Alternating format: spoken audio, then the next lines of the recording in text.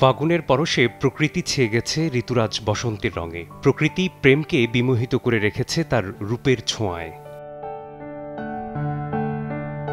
ফাগুনের এই তপ্ত দিনে ভালোবাসার আগমন, রং বেরঙের সাজসজ্জা আর ফুলের সমারোহে মুখরিত চারিদিক। তাই তো প্রেমিক যুগল প্রিয় মানুষটির সঙ্গে ভালো মুহূর্ত কাটাতে এসেছেন মেলা কিংবা পার্কে।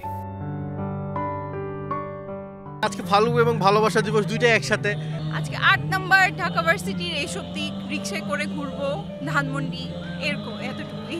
আসলে দেখা যায় শহরে হাজারো ব্যস্ততার মাঝে অফিসের ফাঁকে একটু ছুটি পাওয়া হয়, তো ছুটির দিনগুলোতেই আজকেই আপনার একে শুক্রবার, তার উপর বসন্ত পড়ছে, এর সঙ্গে আবার আজকে ভ্যালেন্টাইন ডে, তো এই জন্য আর কি ঘুরতে বের হওয়া। আজকে শুধু বিশেষ দিন বলে না, আমাদের প্রত্যেকটা দিনই প্রায় বিশেষই হয়, আমরাই করে ফেলি। অনেকের কাছেই ভালোবাসা দিবস ছাপিয়ে গুরুত্ব পেয়েছে বসন্ত বরণ।